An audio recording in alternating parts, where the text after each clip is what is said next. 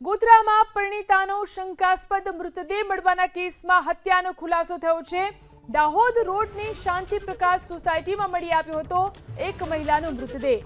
મૃતક વિદ્યાબેન ચંદવાણી નામની મહિલાની હત્યા કરાયાનો પીએમ રિપોર્ટમાં ખુલાસો થયો। મૃતક વિદ્યાબેનના અન્ય પુરુષ સાથે આડા સંબંધની આશંકાએ પતિએ હત્યા કરી। પતિ સુનિલ કુમાર ચંદવાણીએ ગળું દબાવી અને હત્યા કર્યાનો ખુલાસો થયો।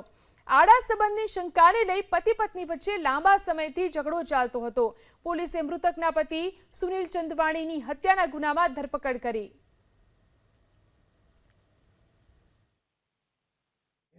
અને એ ગઈકાલે અમને જાણ થઈ 3 વાગે કે એમનું મૃત્યુ થઈ ગયું છે। તો અમે અહીંયા જોયું તો મરણ હાલતમાં પડેલા હતા અને એમને 108 વાહન દ્વારા સિવિલ હોસ્પિટલમાં મોકલવામાં આવ્યો અને ત્યાં એમને મૃત ઘોષિત કરવામાં આવ્યું છે।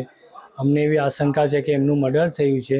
તારીખ 21/7/25ના રોજ તેમના પતિ સુનિલ કુમાર સાથે કોઈ કારણસર ખટરાગ થયેલો અને એ દરમિયાન ઝપાઝપી દરમિયાન તેમના પતિ સુનિલ કુમાર દેવેન્દ્રદાસ ચંદવાણી નાઓએ મરણજનાર વિદ્યાબેનનો ગળો દબાવી અને તેમની હત્યા કરેલ હોય એ બાબતે ઉમાબેન સુનિલ કુમાર નિરંકારી નાઓએ એ ડિવિઝન પોલીસ સ્ટેશનની ફરિયાદ આપેલ છે। આ ગુનાના કામે આરોપી સુનિલ કુમાર દેવેન્દ્રદાસ ચંદવાણીને અટક કરવામાં આવેલ છે। હાલ